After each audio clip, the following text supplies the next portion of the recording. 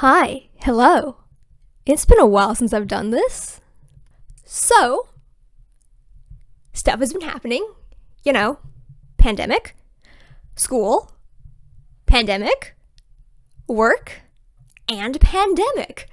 So I really haven't had the brain space to read or film or anything. But I just finished my undergraduate degree. And I'm back home in Vancouver, West Coast, Best Coast, and my family moved. So I finally have my own room, no more sleeping in the living room like I have for the past 4 years whenever I come home. So that's exciting. And in the fall, I'll be starting a master's program, a dual master's actually, of library and information sciences and archival studies. Which I thought y'all might enjoy because books or something. But that's not the video today. Just general mini life update there. But today I thought I'd show you my bookshelf. I don't think I've ever had an actual bookshelf in my room. I think usually the books are just stacked somewhere on my desk. That being said, I've gotten a lot more books in the past couple years. And this is a new bookshelf. We moved into this new place, and my parents didn't really know where to put this random shelf they had. And they went, "Hey, Coco, you know that random shelf your mom used to show off, china in? Do you want that?" So I have a bookshelf now, which is weird. But yeah, I thought I'd give you a little bookshelf tour and see what's what. Another random thing, I am holding this mic because I realized that I kept turning away from camera to look at what was on my shelf, so we're just holding this. The reason I have this mic is because I'm part of a podcast called Station Arcadia. I think I might have mentioned it before, but who knows at this point? Because I think we started and continued into the pandemic, and so at this point I don't even know what's going on. But Station Arcadia is a very, very fun podcast. We are currently working on our second season, but our first season is entirely out. It's brilliant. It's so good. The sound production quality for just a bunch of random people who don't have professional experience, who are really just a bunch of high schoolers and university kids fooling around trying to make it work. It's incredible. We've got a great cast, amazing crew, brilliant writers, and I think you should definitely check it out. Station Arcadia the premise, essentially, is that it is a little radio station in a world that has, I think, 5 different countries that are constantly at war and constantly fighting for resources.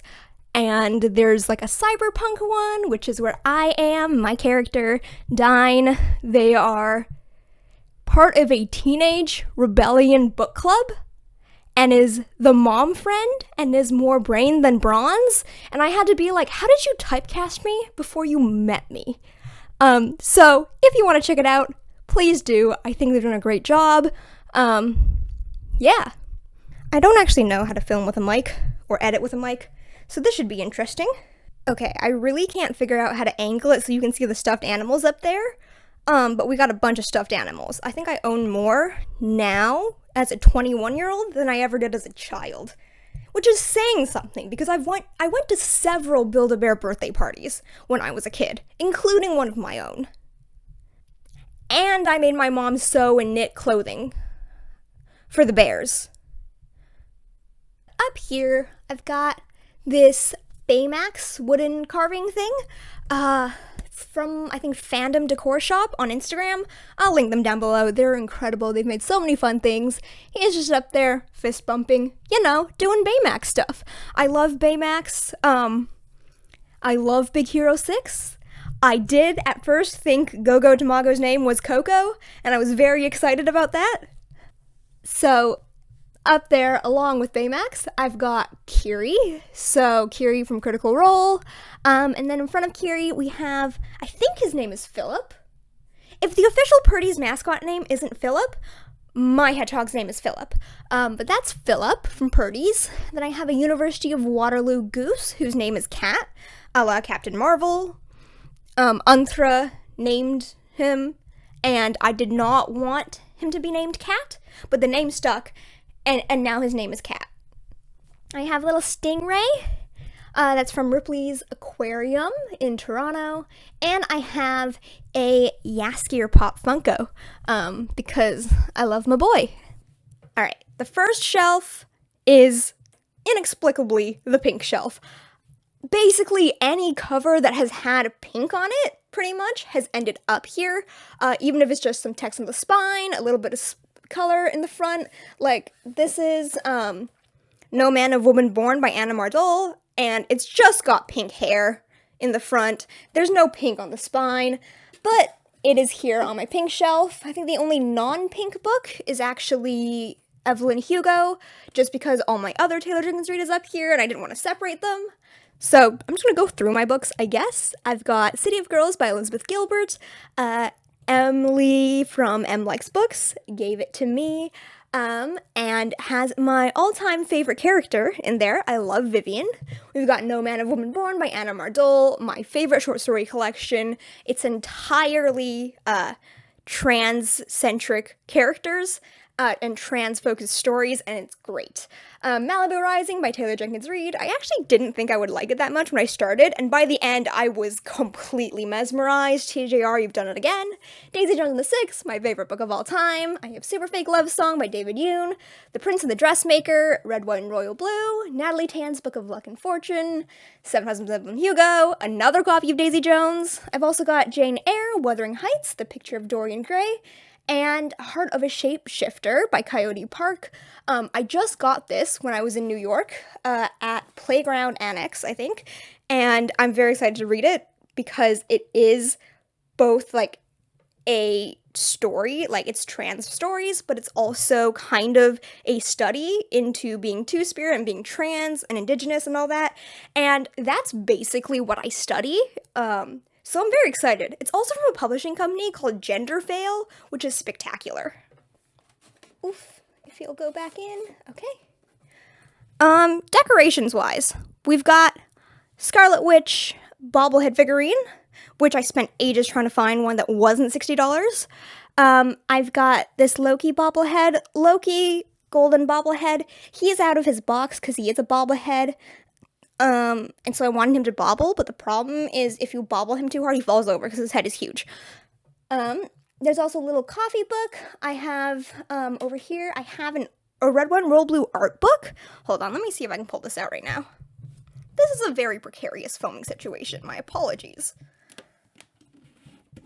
This is a Red, White, and Royal Blue art book by Vanessa Kelly, and it's fantastic. My friend sent it to me, and it's so fun. The turkey scenes in here, the Hamilton scenes in here, it's great. I've got another University of Toronto teddy bear. His name is Teddy Eddie, Theodore Edward, but Teddy Eddie for short. And I guess we'll talk about the big bear up there. Oh, Loki just fell over, as usual. Okay, the big bear is like a graduation bear. He's in, like, grad robes and a grad cap, and he's holding a diploma. And I love him so much. His name is Jumbo Bobby. That's not me. That's actually the website. It calls him Jumbo Bobby. And so his name is Jumbo Bobby. He did not come with the tassels. These are actually the tassels from my high school graduation. I honestly just had nowhere else to put them, and it somehow really matches the tassel on his grad cap. And so Jumbo Bobby gets my little tassels. Next shelf is the Green Brothers in series. That's a weird way to put it, but it's got Hank Green series, so An Absolutely Remarkable Thing, and A Beautifully Foolish Endeavor. Also in front of them, I've got Dr. 11th, which is in the, like, Little Miss and Mr. series style, but it's about the 11th Doctor, which I love. River Song's in it, it's great. I've got The Fault in Our Stars, I'm Looking for Alaska, both by John Green. These are also both the anniversary editions, I believe, or the collector's editions. I went through a phase in, like, 2014, okay? I bought so many collector's editions of books and stuff. I mean, I guess I'm kind of still in that phase of just, I want to collect everything, but we don't have to talk about that. Turtles All the Way Down, The Anthropocene Reviewed, I've also got Victoria Lee here because I do have the Feverwig duology, so the Fever King and the Electric Heir, but I also have A Lesson in Vengeance here. I was literally waiting by the door on the release date for A Lesson in Vengeance, and I still haven't read it because I have problems. So still waiting to read that. I have Let It Snow by John Green, Maureen Johnson, and Lauren Miracle. I have a copy of the complete novels of Jane Austen I got from Argosy Books in New York, like 3 years ago. It is apparently like the oldest collection of all her novels together. I'm not sure how true that is, but it's from like the 1960s. I've got this little eggplant squishmallow that, yes, I tried really hard to get an eggplant squishmallow. And behind the eggplant, I have the Gentleman Bastard series, or at least what's been released, and these are also in the collector's edition. Shout out to Anna from Anna and Books for getting these for me. I have The Lies of Locke Lamora, Red Seas Under Red Skies, and The Republic of Thieves. Scott Lynch, where's the rest of this series? Where are the other 4 books? You can't say it's a 7-book series and then just leave. Where are they? Then I've got like the Penguin Minis edition of the John Green books, and another Baymax, because I love Baymax. This Anthra got me for my birthday. She commissioned a friend to knit it for me, and he's so incredible and so squeezy. I love him so much. Okay, alright, we're down here. This is actually just like command stripped to my bed. This is like some kind of pocket thing, so I just have stuff in here. Right now it's pain relief cream, because chronic pain's a little bitch. Yeah, so on this shelf is just everything else, because I'm great at organization and making categories and such. So I have here my favorite thing. This is the best $13 I've ever spent in my life. Are you ready for it? Are you ready for it? Are you ready? Are you ready? Alright, so it's Captain the Stealth Suit. We love Captain the Stealth Suit. But then you press his head and he's serious. And then you press his head again. And he's angry. I love it so much. Alright, we're gonna move Cap out of the way here. I've got Wicked Saints by Emily A. Duncan. Honestly, I bought it because the naked cover is gorgeous. I tried to read it, but there's blood magic. And that really doesn't vibe with me. I couldn't deal with that, so we've never read it. I've got this, like, papercraft edition of Pride and Prejudice, because I have a problem, but it's gorgeous. Like, look at that, and it's Tiffany blue, and I had to. I've also got The World of Christopher Robin, Complete Works of William Shakespeare. This was a Costco purchase. I don't really read that much Shakespeare, but I figured at some point in your life, you're gonna have to deal with Shakespeare again, Coco. You might as well. I've got... I found this book, and it's basically me, and because I'm going into library sciences, I feel like I had to get it. And again, it's basically me. It's a little children's book called The Bad Seed Goes to the Library. I look like the bad seed. And he gets all mad because he has to return his books at the end, and that's a huge mood. I've got Iron Widow, which is incredible. I read it, and so good. I read it for MB Book Club that Jessie from Bow Ties and Books, they host, and it was so good. The one thing about it, though, is that all the character names, well, almost all of them, I think, I can't say all, are historical figures. Like, Chinese historical figures, and so they're all named that way, and, like, it's not supposed to be, oh, this is a take on this person specifically, but it was just recognizing these different people and using their names.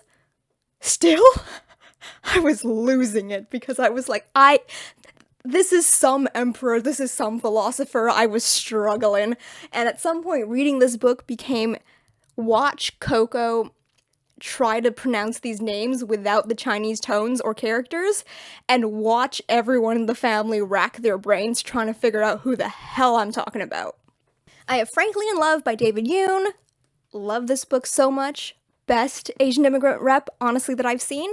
I read Super Fake Love Song, was not a huge fan of that, and I was so excited because, again, Asian immigrant rep, but also there was a band, there was LARPing, there's literally a D20 on the cover. I was so excited. Not that great. I have The Ballads of Songbirds and Snakes. Also haven't read this yet. Which I got from a thrift store for $2. $2! That's my Vancouver vlog, I think. I have The Infinite Noise by Lauren Shippen, which I also still have to read. I got this from Catapult, so they've sent me this book and a couple other ebooks and stuff. Yeah. But it is a cute little gay novel that I still need to read. I have Harry Potter and the Chamber of Secrets Slytherin edition, because I made mistakes in my life. I've got Six of Crows over here. It is still the only Leigh Bardugo book that I have. This is another book that Catapult sent me. Ooh, something just fell over. It is Hao by Yetrin. And I also still need to read this, but this is basically stories of various Chinese American folks, and there's like these little paintings in it and stuff. I do really want to dive into this. I just never got the chance. In front of the books over here, I do have just a bunch of bookmarks. There's too many, and I still never use them. But I've got one from EC Rare Books, which is a really cute rare bookstore in downtown Vancouver. I've got a bunch of the John Cozart, like, name signs from After Ever After. I got these when I went to VidCon in 2015, and they're super cute. But again, I don't use them, really. I also have some from Nerdy Post? Is that what they're still called? I think they changed their name at some point. But I've got a bunch of bookmarks, right? So this is some Sherlock stuff. And I've got, like, different Marvel things. I can do this all day. This drink, I like it. Another, you know, some fun bookmarks. Yeah. I'm not gonna go through all of them. I have the Penguin, like, cloth-bound edition of The Count of Monte Cristo. I read it when I was 10. Loved it. Been one of my favorite books ever since. I have The Death Cure by James Dashner, which I also got at, like, some random book sale at my university. And we never had it again, because I got it in first year, and in second year, we shut everything down because COVID. So, the one book I managed to grab for, like, 50 cents was The Death Cure by James Dashner. I went through, like, a huge Maze Runner phase at the beginning of high school, both because it was the Tumblr fandom I found myself part of, and so I made a lot of friends that way. But also because I was going through the books, the movies were starting to come out, I kind of fell in love with Thomas Brody Sangster. Yeah. So now I have The Death Cure. I've got The Song of Achilles by Madeline Miller, Beach Read by Emily Henry.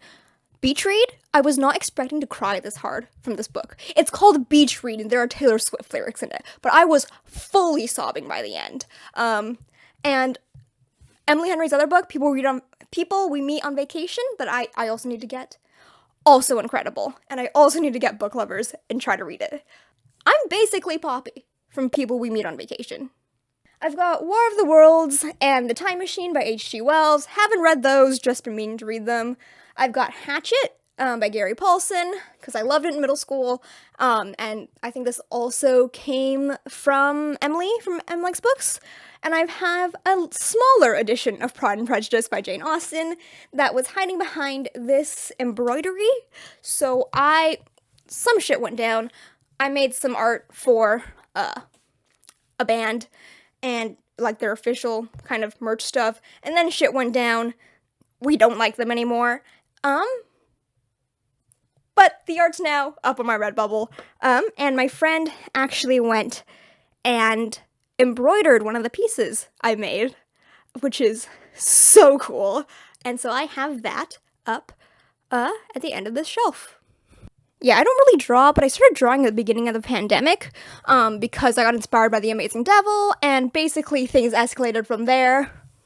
At the very bottom here, this is a primarily D&D shelf. I've got some magazines back here just because they're pretty tall, so Taylor Swift Reputation magazines, the Reputation Stadium Tour, just basically Taylor Swift magazines here. I've got a couple of D&D books, The Wild Beyond the Witchlight, Critical Role. I have Caleb Widogast and Jester Lavore in the Mighty Nine Origins comics. I've got, like, the D&D Essentials kit. I have, just random stuff, like a D&D tarot deck. I have a dice vault. I have a bunch of dice. Unthra got me these mini dice. I have so much random stuff from relatives and stuff, but I have someone in China gave me this like weird little sculpture thing of like, I guess a dragon turtle is what I would call it. But he opens up and I put the mini dice in his tummy. I've also got just a dice bag with all this dice in it. It basically only fills up 1/8 of this dice bag, this massive one, so I think I can get more dice. I have a couple of dice bags in the back there, and I also have, this is really because there was nowhere else to put it. I don't really like this. I do not recommend getting this. This is a Kickstarter I backed. It is called Ice Dice, but basically it's like an ice cube tray, and it's supposed to make dice, like make ice cubes look like polyhedral dice sets, like the 7 set you would get for D&D. It's not that great. I'm gonna show you why. The first thing is that it's huge. I did not think they were gonna be like that big. I did think they were gonna be like tiny ice cubes, but that's probably on me. They probably had measurements online, and I just look at them. Second of all, it's just a really poor design. So there's 2 halves, right, that are the silicone, and so you have to have it like filled up completely so that you can go and make your ice cubes. And so they want you to put them in through these little holes at the top, okay? And that's not super effective. And it's hard to make sure everything is distributed well. There's like little holes in here too that you can also like pour them through. But basically every time I've tried to make them, a couple of them don't fill up all the way to the top, or if they do, there's a weird like point there, and it just doesn't work. And also the ice cubes are massive, and like unless you're really making like a rocks drink or something, it's hard to use a massive ice cube. And so I don't really like this. They're not super effective. I don't know how you would make them better, but I just don't like it. And it was very sad because I was very, very excited about this Kickstarter. And I also, I can't figure out how to put it back together. Okay, the D8's over there. I think it goes like this. Okay, yeah. I don't like it. Also, trying to unstick these when they're stuck down, because if you fill it up to the top, it'll ice down everything together. It's horrendous. It's a struggle. It's a struggle. Yeah, and that guy sits there because I have nowhere else to really put him. I guess I'll also show you the tarot deck. This is by Weird Works, and I love it. Look at that. Look at that. They're so pretty. Oh, wait, I forgot one thing. Okay. This is the, like, flippy octopus on my top shelf. He's happy. Or he's angry. I keep him pink, because he's on the pink shelf. That's it for this bookshelf tour and, I guess, mini life update. I hope I'll be more consistent with videos soon. Hopefully, fingers crossed. And, yeah. Cheers!